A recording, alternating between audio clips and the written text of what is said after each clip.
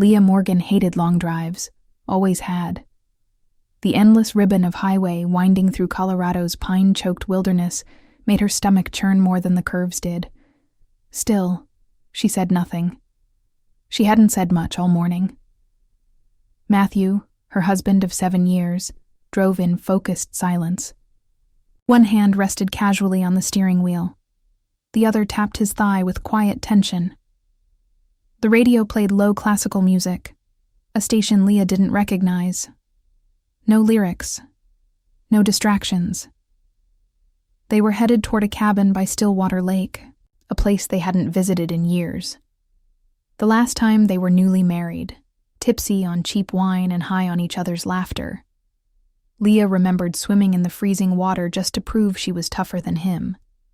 He'd pulled her out, shivering, kissed her like she was made of fire. Now, the air inside the car felt colder than the lake had ever been. "It's supposed to snow tonight," Matthew said, finally breaking the silence. Leah looked out the window. The clouds hung low, stretched thin like bruises across the sky. "Did you pack the blankets?" she asked. He nodded. "They're in the back. Cabin has heat." A pause. Then, almost as an afterthought, "This'll be good for us. Us. That. Word used to feel like home. Now it sounded like a lie told out of habit. Leah shifted slightly in her seat, adjusting her legs, which she couldn't feel. Not since the accident. A hydraulic lift and the passenger seat's modifications allowed her to travel, but every bump in the road reminded her that her body moved differently now, when it moved at all. "I'm glad you wanted to get away," she said quietly, hoping it didn't sound like a question. He didn't answer. Just turned the wheel sharply onto a gravel path marked only by a bent wooden sign, Stillwater Trail, restricted access. Leah frowned. "This isn't the road to the lake." "There's a back route," Matthew said. "Less traffic, more scenic." The tires crackled over gravel and pine needles. The forest thickened on either side, branches clawing at the car like bony fingers. The GPS on the dashboard went dark. No signal. Leah's unease grew legs and started pacing inside. "Matt," she said slowly, "why does this feel weird?" He didn't look at her. "You're always on edge now." Her jaw tightened. Now. As if her anxiety was some spontaneous indulgence, not the result of being crushed inside a flipped vehicle 18 months ago and watching her career, body, and independence unravel all at once. "Do you even like me anymore?" she asked, her voice barely above a whisper. He laughed. Short, flat, like it had been squeezed from somewhere behind his teeth. "Why would I bring you up here if I didn't?" The road narrowed to little more than a trail. Moss-covered rocks jutted up from the earth like teeth. Matthew stopped the car abruptly in a clearing surrounded by towering firs. Leah glanced around. No cabin, no dock, just trees and silence so thick it felt alive. "This isn't the lake," she said. "I know," Matthew replied, stepping out of the vehicle. He came around to her side, opened the door, and unfastened the harness that secured her. His hands moved efficiently. Not lovingly, not carefully, just fast. Leah's heart started pounding. "What are we doing here?" "I need a minute to show you something," he said. "Just wait here." But she didn't wait. Something primal had already screamed loud inside her. "Matt, don't." She reached for his arm as he unfolded her wheelchair and locked it into place. He didn't meet her eyes. He lifted her like he had hundreds of times, under her knees and behind her back, but there was no tenderness in it now. Only function, only force. Once she was in the chair, he pushed it forward with a speed that startled her. "Stop," she said, panic rising. "Matthew, stop!" The chair jolted as he reached the edge of a small bluff, a slope that led down to the edge of Stillwater Lake, now visible through the thinning trees. Water dark and wide, mirroring the storm clouds above. The wind carried the smell of rain and pine and something else, something raw and metallic. He turned the chair toward the slope. Leah froze. Matthew's voice was quiet. "I'm sorry, Leah, I really am. But I can't keep doing this." What are you saying?" "You used to be brilliant," he said. "Fearless. The woman I married could outrun anyone. And now?" He gestured vaguely at her legs. "Now, you live like you're already dead. And I'm stuck here, buried alive with you." Her mouth opened, but no sound came out. "I tried," he said, stepping back. "But I don't want this life. Not anymore." He turned and walked to the car. Leah screamed, "Matthew!" He didn't stop, didn't flinch. The car door slammed. The engine started. Gravel spun under tires as he reversed, then peeled down the trail and out of sight. And just like that, she was alone. Leah sat frozen in the silence that followed, a silence thick with disbelief. The trees swayed, the lake whispered. Her heartbeat was the only thing loud enough to be real. She blinked. Her hands trembled. She reached for her phone, tucked in her coat, and pulled it out. No service, of course. She looked down the slope. Loose dirt, roots, and rocks. Too steep for her to descend. Too uneven for her wheels. The sky above broke open, spitting the first shards of sleet. Leah Morgan, once head engineer on a $50 million hydroelectric project, sat alone in a broken body, abandoned by the man who had vowed to stay, in sickness and in health. She gritted her teeth. Then, from deep in the woods behind her, she heard it. Footsteps. Not animal. Human. Coming closer. The footsteps were slow, deliberate, boots crushing underbrush, not sneakers or soft-soled hikers. Leah's breath caught in her throat. She clenched the sides of her wheelchair and spun it, or tried to. The left wheel caught on a root and jerked to a stop. She was stuck. "Hello?" she called out, voice hoarse. The sound evaporated into the forest. Another step. Closer. Then a figure emerged between the trees.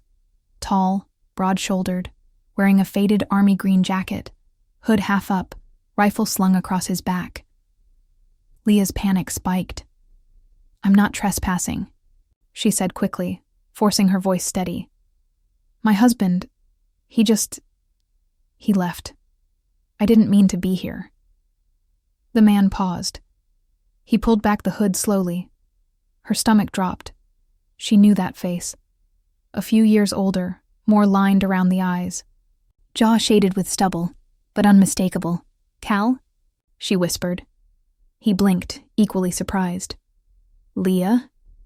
There was a beat of stunned silence. Wind rustled the branches overhead. "What the hell are you doing out here?" he asked, stepping closer, his tone sharp, not unkind but alarmed. She tried to answer, but the lump in her throat refused to budge.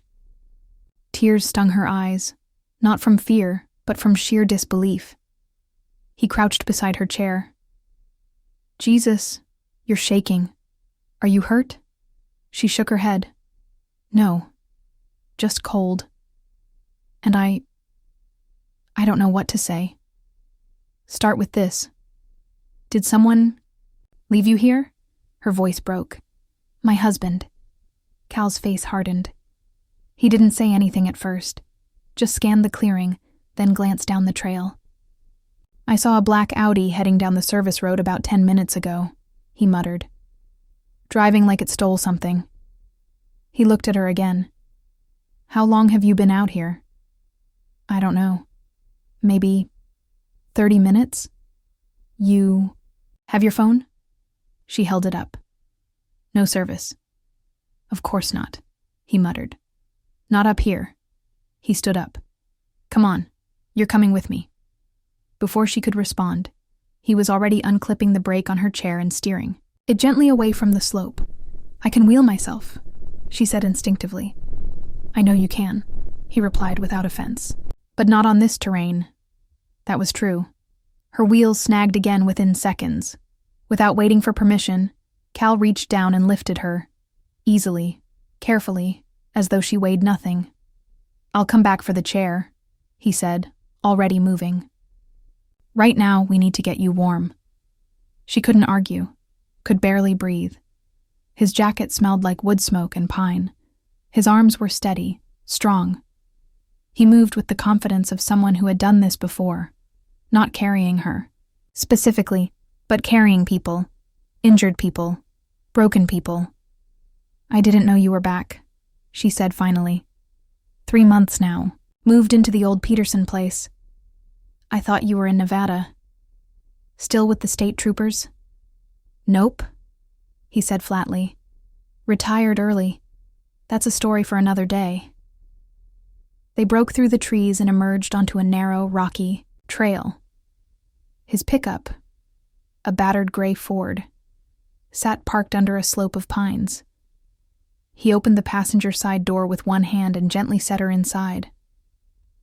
I'll be right back, he said, then disappeared into the woods again. Leah sat in, stunned silence. Her body ached, nerves buzzing. Her mind couldn't catch up to what had just happened, what almost did. 10 minutes later, Cal returned, pushing her wheelchair, its wheels caked with mud.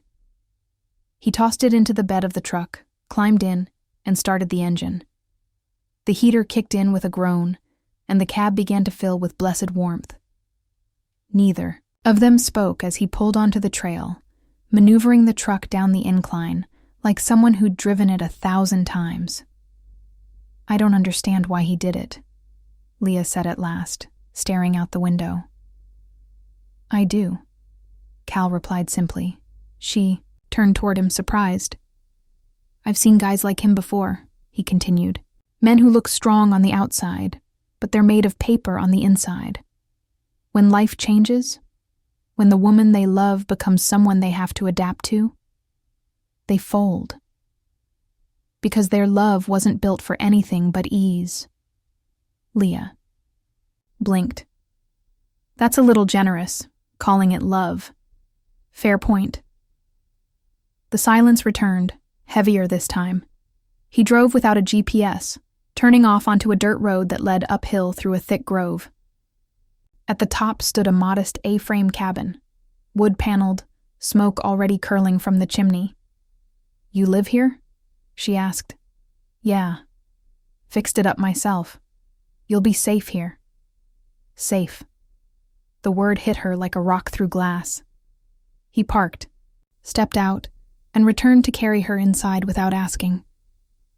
She wanted to protest, but she was too tired. The moment they entered the cabin, the scent of cedar and burning pine enveloped her.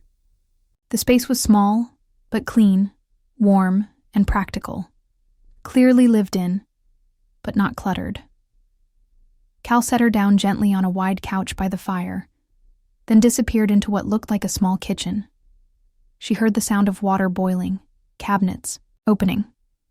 Tea or coffee? He called. She swallowed. Tea. He returned with a mug and handed it to her silently. She took it with shaking hands. Steam curled into the air between them. Cal sat across from her, elbows on his knees, watching her carefully. I don't know what to do, she said. I mean, what now? Call the cops? Tell them what? That my husband tried to get rid of me in the woods? His expression didn't change. Yes, he said. That's exactly what we're going to do. The fire crackled softly in the stone hearth, casting flickering amber light across the room. Leah sat curled in a heavy knit blanket, her tea now lukewarm in her lap. Her fingers rested on the handle, but she hadn't sipped it in a while. She couldn't stop staring into the flames. Need. Anything? Cal's voice came from the kitchen, low and calm. Leah shook her head, then realized he couldn't see her. No, I'm okay. Thanks. He walked back into the room carrying a small plate with crackers and sliced apples. He placed it on the coffee table in front of her and sat down again across from her, his posture relaxed but alert, the way someone trained to read people always sat. She glanced at him. "You don't have to babysit me," she said, attempting a smile. "I'm not going to throw myself back in the woods." Cal's expression didn't flinch. "I know. I just don't like leaving people alone after they've been in shock." "Is that from your training?" He nodded. "Partly. The rest comes from personal mistakes." Leah didn't ask what he meant. Not yet. There was enough weight between them already. "How long have you lived here?" she asked instead, scanning the room. "A few months. Bought the place after I left the department." "Left, or got pushed?" That made him grin. The first real smile she'd seen from him since he appeared like a ghost in the woods. "You always did cut through the small talk," she shrugged. "Some of us don't have time for polite fiction anymore." He looked at her, something soft in his eyes. "I left. Officially. Early retirement. Burnout. Injury. Mix of things." "You hurt? Not the kind that shows up on X-rays?" She nodded slowly. That kind of pain she understood intimately. There was a long pause. Only the fire moved between them. Leah finally said it. "I didn't think I'd ever see you again." Cal looked up. "Yeah, well, small town, big trees." She let out a small laugh. It surprised her. "You look good," he added after a beat. "Different, but still, you?" Leah raised an eyebrow. "Different how?" Less apologetic. That landed deeper than she expected. Her throat tightened. "I used to apologize for taking up space, for needing help. Now I still need help, but I stopped apologizing for it." Cal nodded, the corner of his mouth twitching like he wanted to say something, but thought better of it. She took a slow breath. "You said earlier we'd call the cops. I'm not sure that's a good idea." Cal leaned forward slightly. "You think they won't believe you?" "I think Matthew's good at pretending. He's charming. He's a lawyer. He'll spin it into something else, say I wandered off or had a breakdown. And I don't have proof." "You don't need proof to start a report. You just need to speak up." Leah stared at him. "Do you believe me? I wouldn't have carried you half a mile through mud and thorns if I didn't." Her chest tightened. She'd forgotten what it felt like to be believed, instantly, without suspicion, without, "Are you sure?" Or, "Maybe you misunderstood, but you're right about one thing," Cal continued. "He's going to lie. He'll move fast to get ahead of whatever version you tell. So we need to be smart. And quick. I'm not letting this go." She looked at him for a long time. "Why? Why are you helping me like this? It's been over a decade." Cal's jaw flexed. "Because I know what it looks like when someone loses themselves under someone else's control. I've seen it before. I've lived it, kind of." He didn't elaborate, but the room went quieter anyway. "Besides," he added, "you were the only person who ever stood up for me in high school. Remember that day with my old man in the parking lot?" "I do," she said quietly. "I was scared out of my mind. But you looked like you were going to vanish. You kept me anchored," he said. "I didn't forget that." She felt the warmth in her throat rise again, not the fire. Something older. Familiar. They sat for a while without speaking. She finally picked up a cracker and bit into it, more to keep her hands busy than from hunger. Cal checked his watch. "You want to call someone? A lawyer? Your sister, maybe?" "I don't have one. And I haven't talked to my brother in years." He nodded. "Then start with the truth. Tell me what happened between you and Matthew after the accident." She hesitated. Everything changed after that day. I got hit on a highway just outside Pueblo, crushed from the waist down. They rebuilt what they could, but Cal didn't look away. No pity, just focus. Matthew was there in the beginning, supportive. But little by little, he took control of everything. My passwords, my medical stuff, my business finances. He said it was just while I healed, but it never stopped. He decided what I wore, who could visit, what I could post online. It was like being in a very polite prison. And now? Now I guess he wanted a clean exit. Cal's voice was low. It wasn't just an exit. He meant for you to disappear. Leah gripped the mug tighter. I think so too.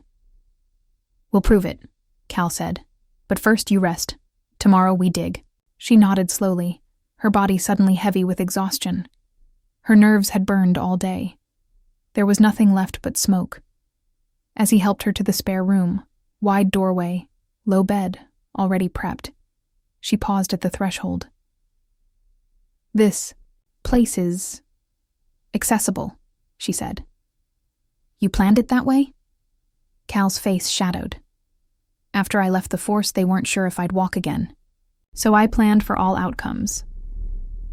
Leah stared at him. But you recovered. I did. He looked at her then. And now you will too.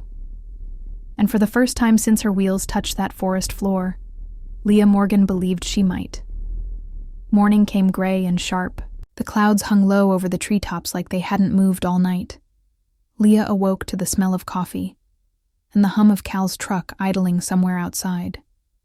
She didn't call out, didn't need help. She eased herself into the wheelchair. Cal had retrieved from the clearing and rolled into the main room. The fire was out, but warmth still clung to the wood-paneled walls. A mug waited for her on the table, still steaming.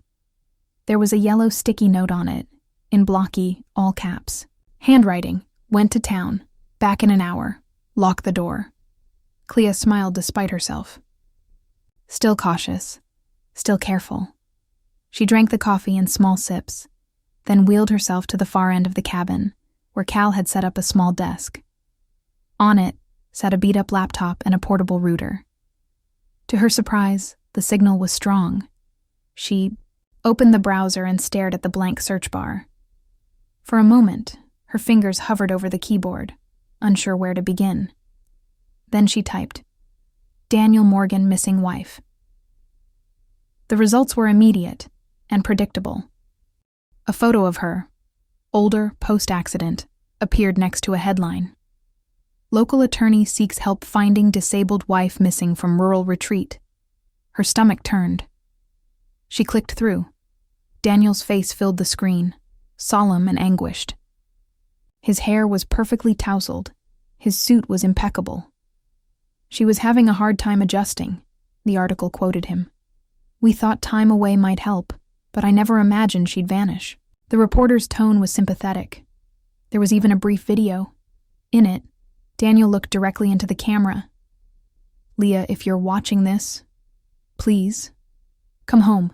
We can get through this. Leah slammed the laptop shut. Her hands trembled, not with fear, with fury. He was spinning it perfectly. Concerned husband, overwhelmed wife. Disappear her body, control the narrative. He didn't think she'd survive. Not just the forest. The shame. The disbelief. The story he was shaping.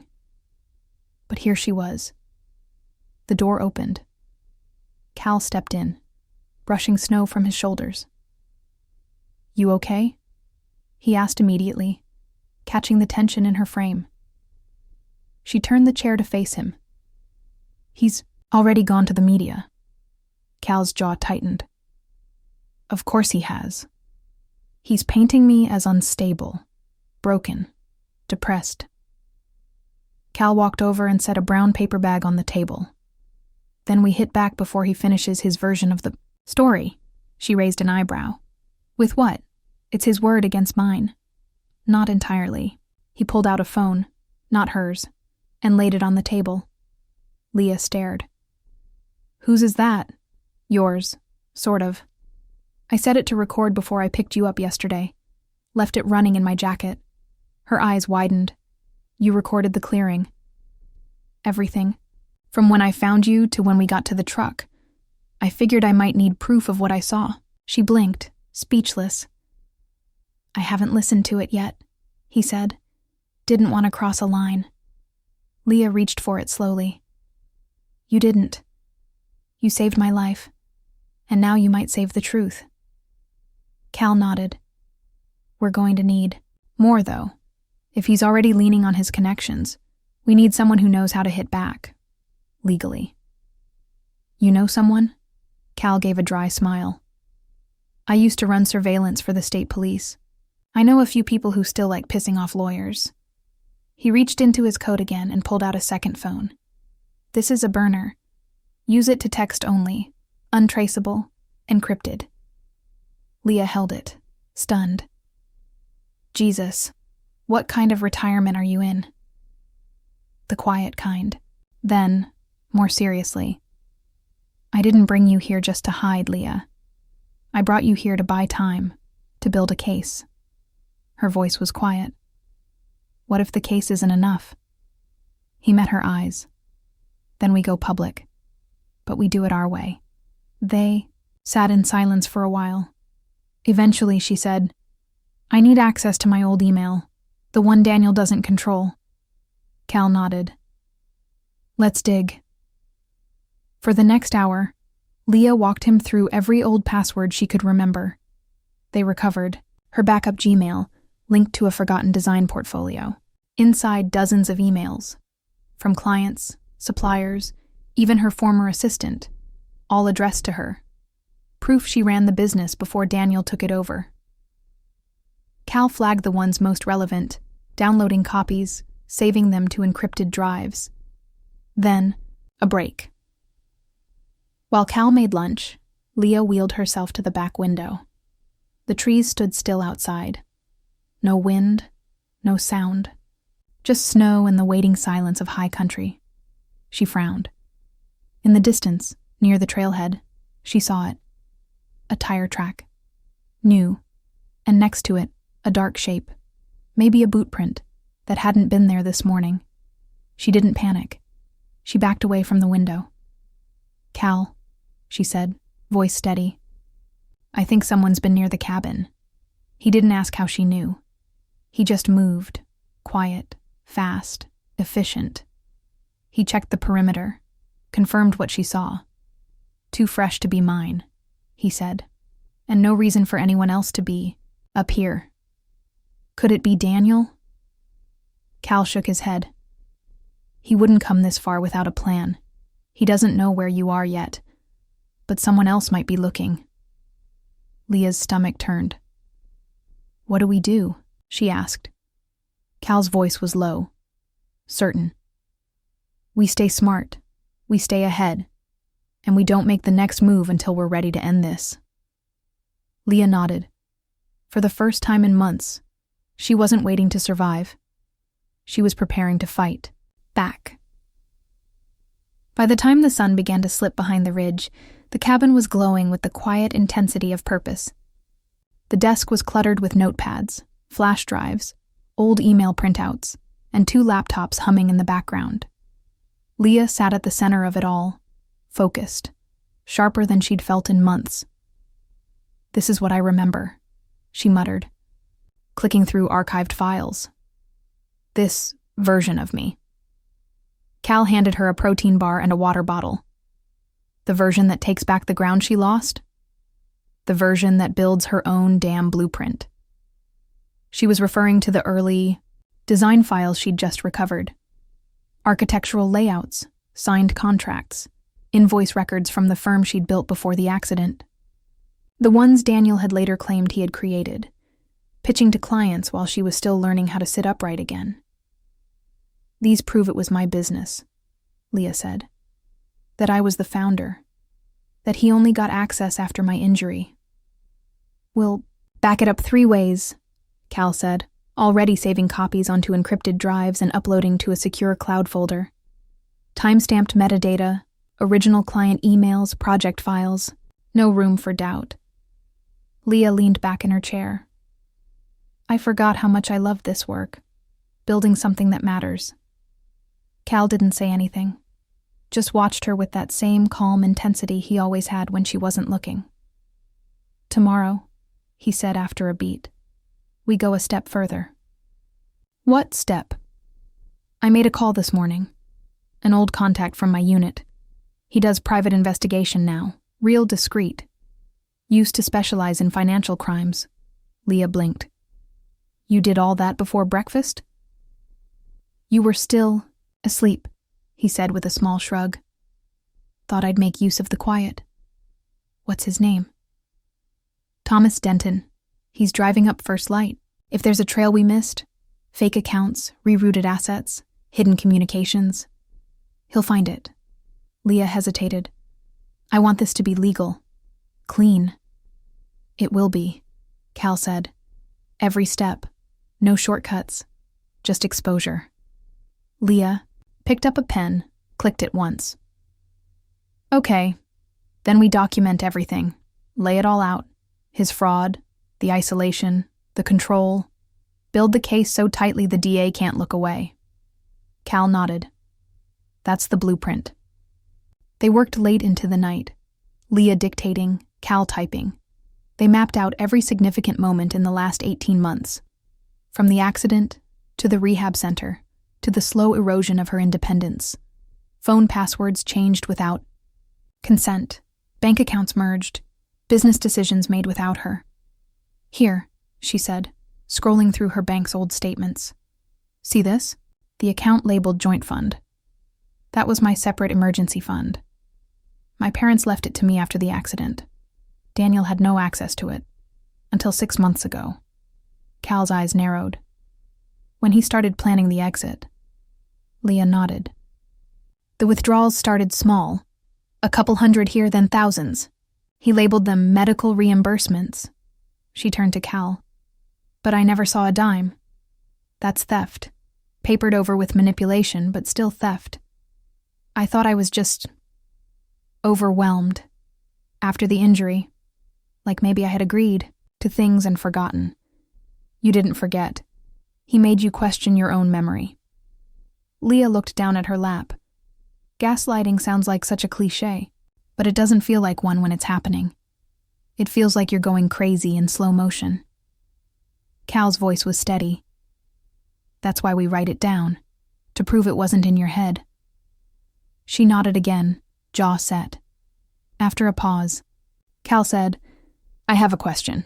One I've been holding back. She looked at him. Okay.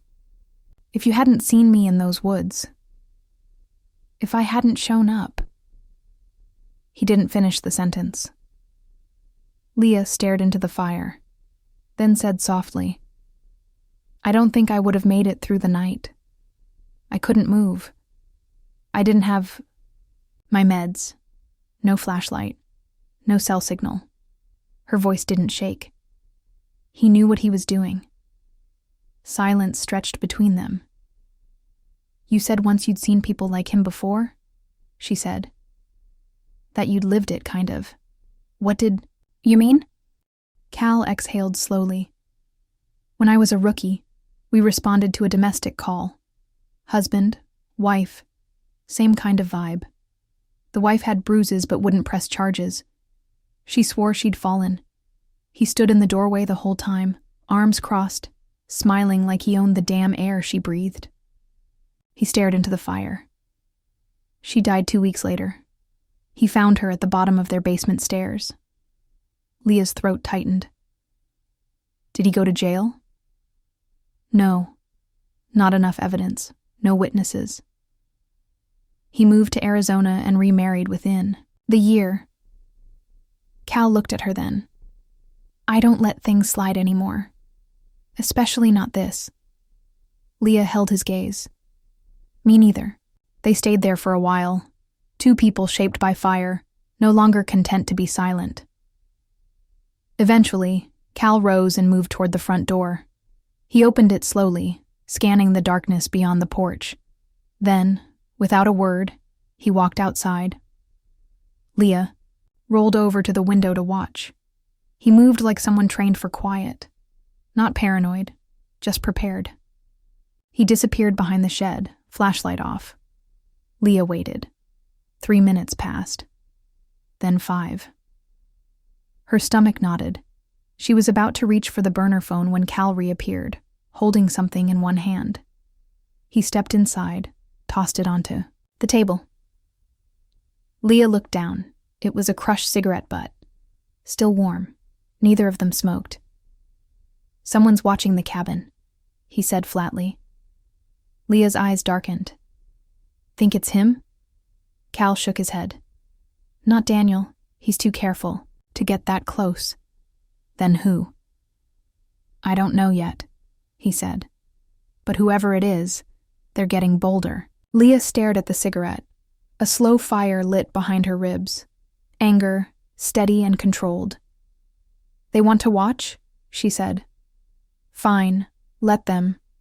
But when we're ready to strike, I hope they're close enough to hear the whole damn thing collapse."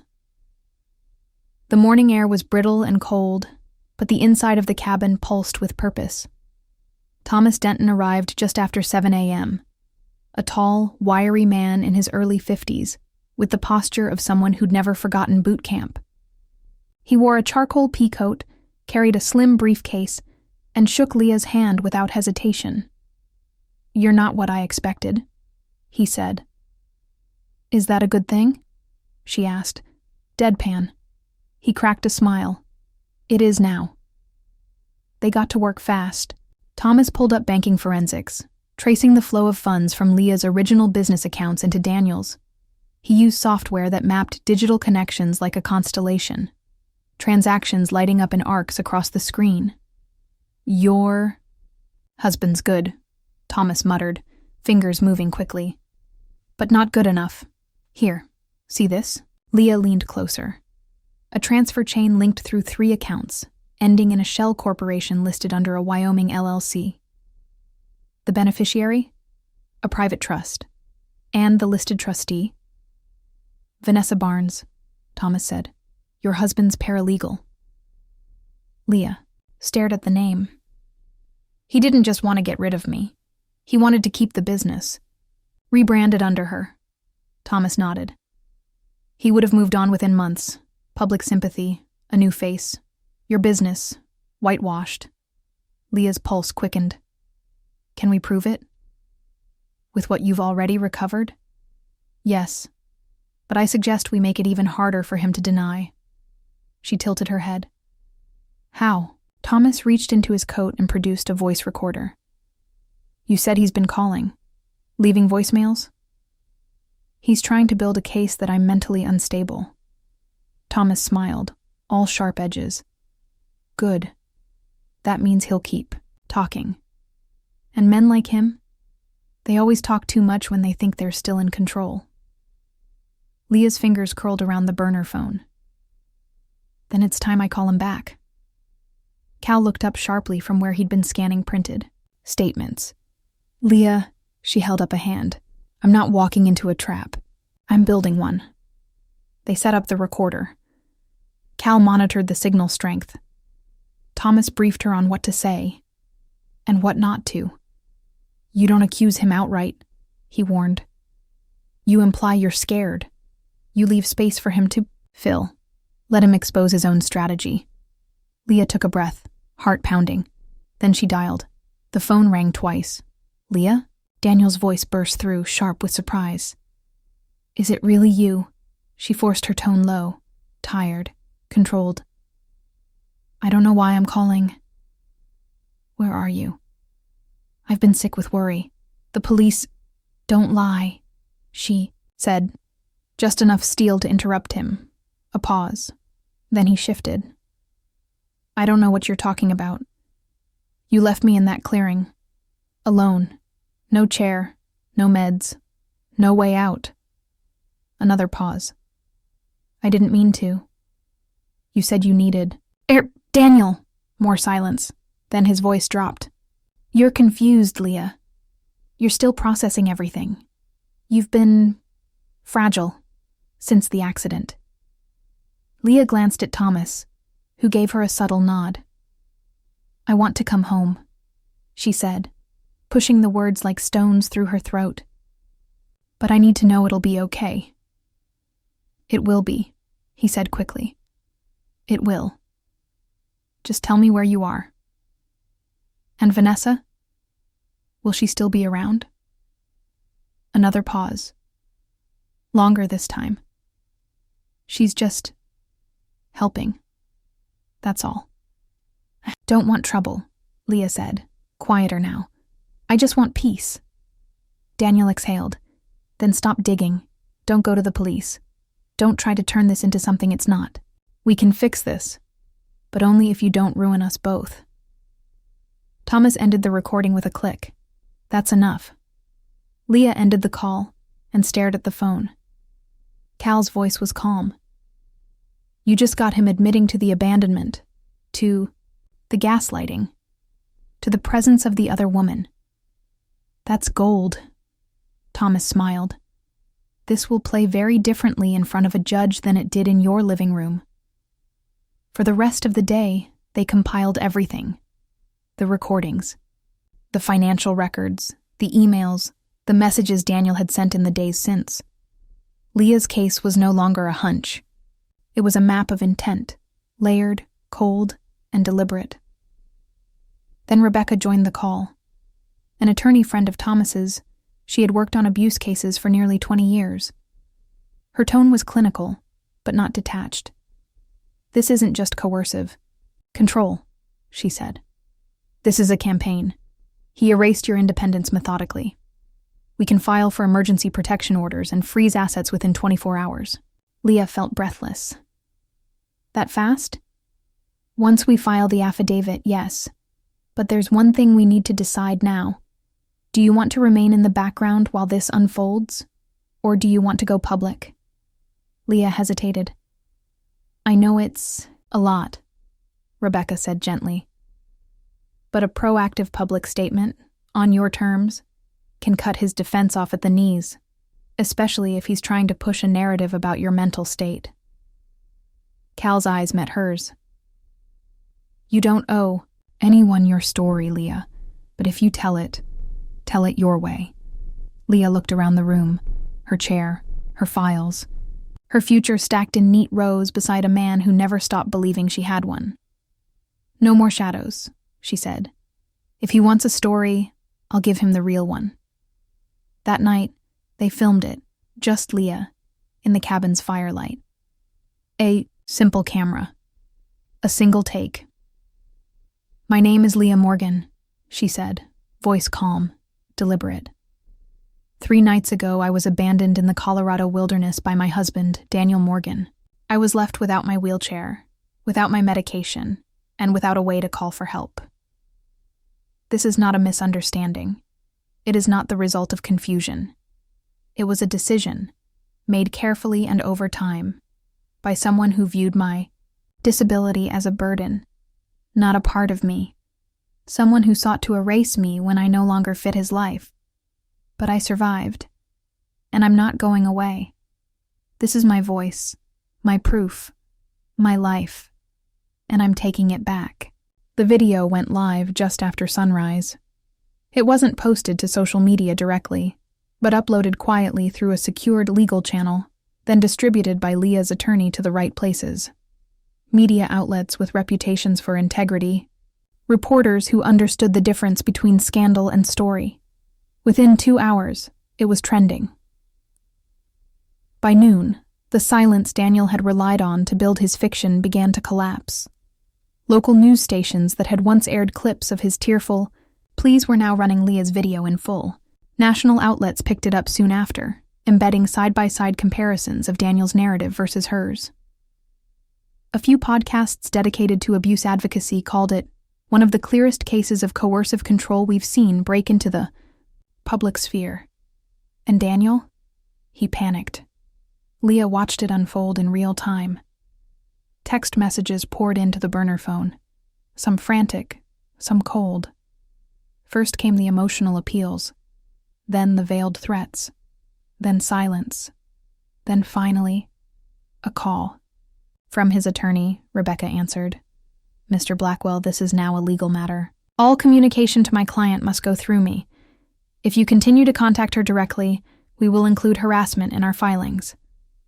Leah listened from across the table, her spine straight, her hands calm. The time for fear was over.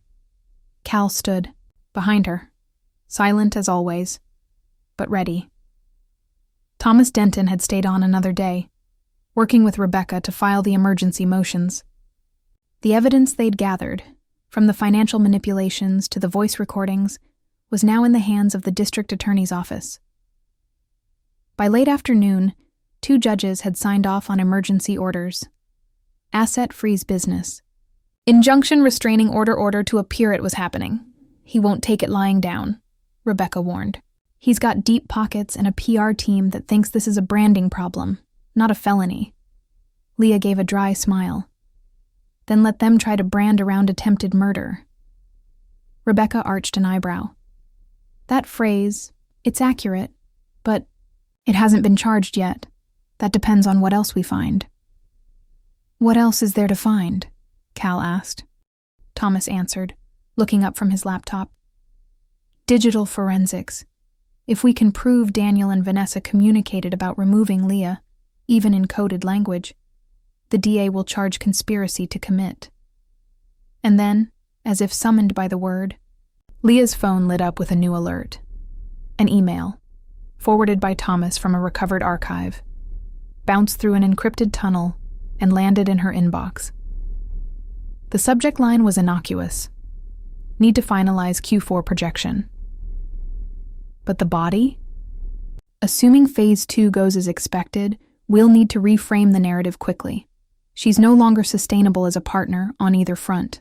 I'll handle the transition. You just be ready to step in. DM below it, a 1-line reply. From Vanessa. Understood. Hope it's quick. The longer she's around, the messier it gets. Silence filled the room. Rebecca spoke first. That's it. That's your smoking gun. Cal turned to Leah. You okay? She nodded slowly. I thought seeing it written like that would hurt more, but it doesn't. It just confirms everything I already knew in my gut. Thomas sat back in his chair. I've sent this to the DA. He'll be arrested by morning. Leah looked out the window. Snow had begun to fall again, slow, steady. The same woods that had nearly swallowed her now seemed to exhale, like the storm had passed through and left something cleansed in its place. What happens next? She asked. Rebecca's tone was even, but firm. Daniel will likely be charged with conspiracy to commit a felony, wire fraud, and attempted abandonment of a vulnerable adult. Vanessa may be charged as an accessory. Then comes trial, and possibly a plea. And the business? It's yours again, Thomas said. Filed the injunction this morning. He can't touch it. Leah let the words sink in. Then she stood, without help, without apology. Okay, she said. Then let's take it all the way. Later that night, the knock came just after midnight. Leah's heart jumped, but Cal was already at the door, gun holstered but hand steady. He looked through the peephole, then relaxed. He opened the door. Detective Elena Park stood there, a no-nonsense woman in her 40s with a steel-cord voice and a badge that meant business. Ms. Morgan, she said, stepping inside. I wanted to tell you in person. Leah sat up straighter. Yes? Daniel Morgan is in custody. The room exhaled. He was arrested at his office, Park continued. Tried to claim the files were forged. Then tried to claim they were therapy, notes. Then stopped talking. Will he be held? Cal asked. He's being arraigned in the morning. Given the nature of the charges and the weight of the evidence, we'll be requesting no bail. The judge is already reviewing the request. What about Vanessa? Leah asked. Taken in an hour later. She's cooperating. Claims she didn't. Know how far it had gone. But her name's all over the money trail. It's going to be hard to spin. Leah nodded. Ms. Morgan, the detective said, softer now. I've worked a lot of cases like this. Most women don't make it to this point. Not because they're weak, because the system is loud and their voices get drowned out. She met Leah's eyes. Yours didn't. Leah felt something shift. Inside her. Not triumph, but clarity. I wasn't trying to be loud, she said. I just wanted to be heard. 6 months later, the city looked different. Maybe it was the way sunlight bounced off the buildings. Maybe it was the way Leah moved through it now. Slower, steadier, but without fear. Or maybe it was because, for the first time in over a year, she felt like the ground beneath her belonged to her again. Her name was back on everything that mattered. The business, the house, her life. Daniel Morgan had been sentenced the week prior. 7 years, minimum. The judge called his crimes a calculated act of psychological and financial violence. Vanessa took a deal.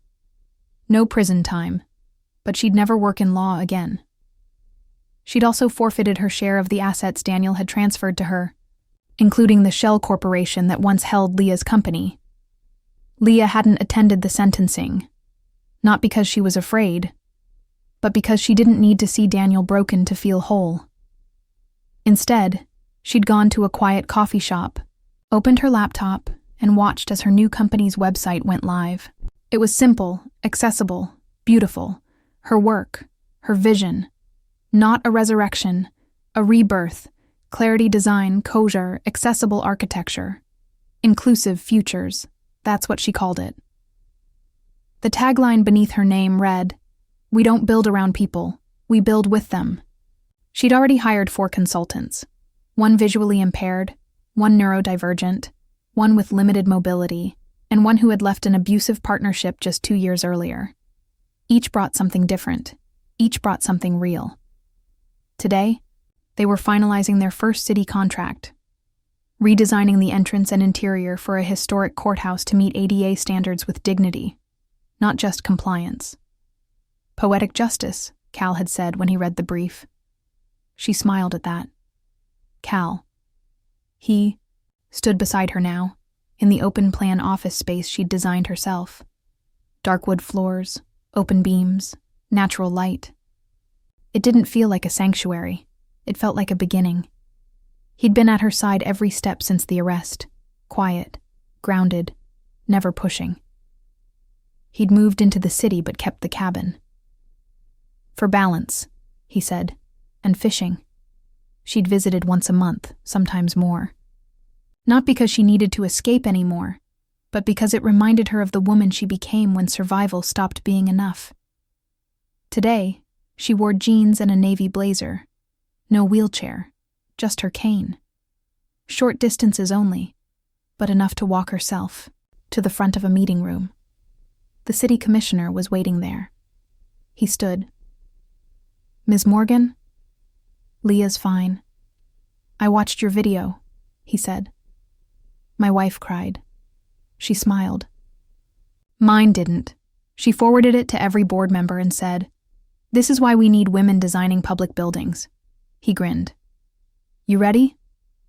Always. The meeting went well.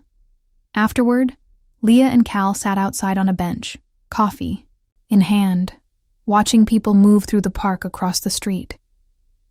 A child ran past, chasing pigeons. A woman in a wheelchair zipped down the accessible path without hesitation. Leah sipped her coffee. It's strange, she said. This quiet. Cal looked over. You missed the storm? No, I just didn't think it would ever end. He nodded. They sat in silence for a while. The wind picked up. The trees rustled like applause. Are you happy? He asked finally.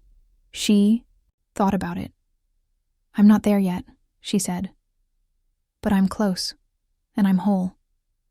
I think that's better than happy sometimes. He looked at her. You know, I never asked what made you call the company Clarity. She turned to him. I used to think strength meant staying quiet, enduring. But clarity, it's different. It's honest. It's sharp. It cuts through the stories people tell you about yourself. She paused, watching the wind move through the trees. I spent so long being rewritten, she said. Clarity is me writing it back. Cal nodded. You did that. We did. They didn't need more words than that.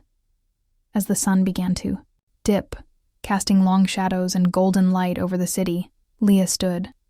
She took Cal's hand, steady, warm, familiar, and walked forward. Not toward safety, not toward rescue.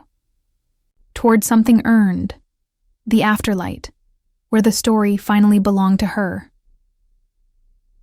If this story moved you, inspired you, or made you think, don't forget to give it a like and hit that subscribe button. There's more to come, and I'd love to have you along for the journey.